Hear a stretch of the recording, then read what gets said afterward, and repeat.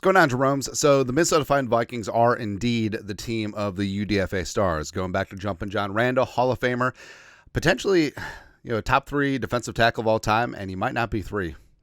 Adam Jerome, Ezekiel Thielen, C.J. Ham, as well as the marvelous Marco Sherrills, plus the example last year, Ivan Pace Jr., who is definitely going to be something in this league. Long story longer, besides, of course, Gabriel Murphy and others, one of the UDFA future stars the Vikings are hoping to pan out is former Maryland wide receiver Jeshaun Jones, who they paid a lot of cash to, and he is starting to make his presence known at Minnesota Vikings training camp as he's starting to work up a little bit. He was on the receiving end of the J.J. McCarthy 7-on-7 red zone piss missile. Great job bringing that in, high pointing that ball. It's good times, man. And Jones, obviously a little bit behind the 8 ball as the Vikings wide receiver room is numerous, but he does have an opportunity because besides Jefferson and Addison and maybe Powell and Jalen Naylor, everything else is pretty much wide open, pun intended. All right, so let's talk about Jeshaun Jones today. Background, 24 years young, turns 25 in December.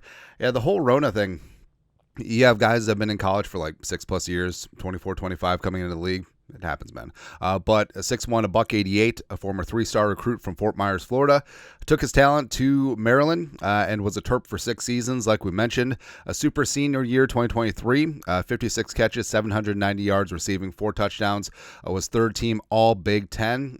Pro day testing was sort of whatever. 7.58 on the RAS, 4.5 140. Like, check the box. Like, he is tall. He does have a decent radius, but he is a little bit light. And you do wonder, is he going to be a slot-only guy at the next level, right? But, of course, we've made that mistake before. This is a scouting report from NFL Draft Diamonds.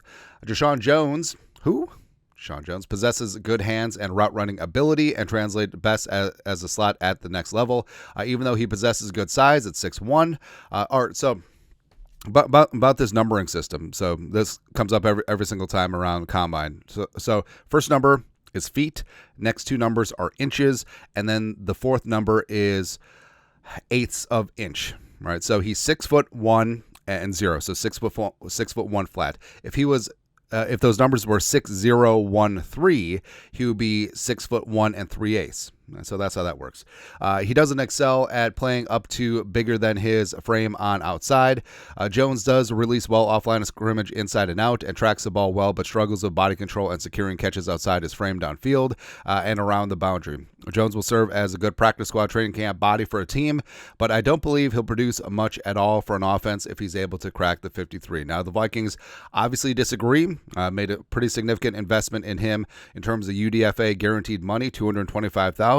Tied for the team lead with Gabriel Murphy, the edge rusher out of UCLA. Now, this isn't the be-all, end-all, because once guys come into camp, OTAs, training camp, etc., like even though they get like some decent guaranteed money, like it doesn't guarantee them a spot, and you've seen that throughout the years. But also, last year they gave significant guarantees to Andre Carr II as well as Ivan Pace Jr., and both of them did make the squad. Of course, Pace Jr. Rising up, becoming a superstar, and Jones has looked solid at OTAs, looked solid at training camp, is starting to rise up a little bit, working in with the 2s, but primarily has been with the 3s. But like we said, that piss missile from J.J. McCarthy, that was nice. That was nice. That's something that coaches definitely notice, as well as fans definitely notice as well.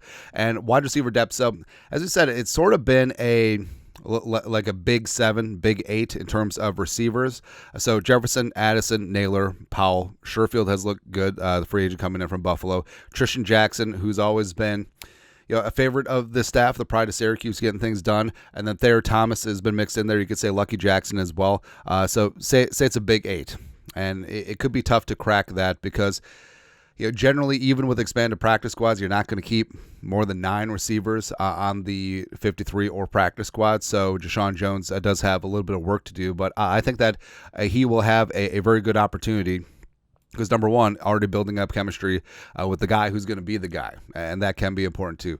And we've remarked about this before. It's like when you have a young quarterback who's going to be the future, and he's working down with the twos, working down with the threes.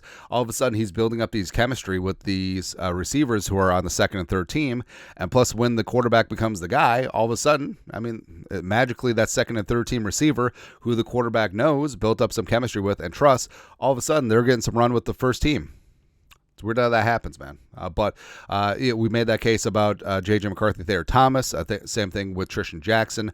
I could definitely make that case about Jeshaun Jones now that he's getting a little bit more work. But I think that he's a guy that is going to have some good performances in night practice as well as joint practice preseason. But like we said, just because you get guaranteed money doesn't guarantee you a spot, but also, I mean, it just kind of puts the thumb down on the scale a little bit. And he's a guy who the Vikings coveted, as well as the large guaranteed number. Obviously, a bunch of other teams around the league were interested in him as well. And I trust McCardle, who used to be wide receivers coach at Maryland.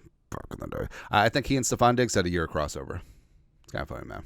But your thoughts are thoughts. UDFA wide receiver Jeshaun Jones trying to become the next Vikings UDFA success story. There you go. Listen to your thoughts, our thoughts, comment section below. You guys are the best. You know what to do. Skull production value.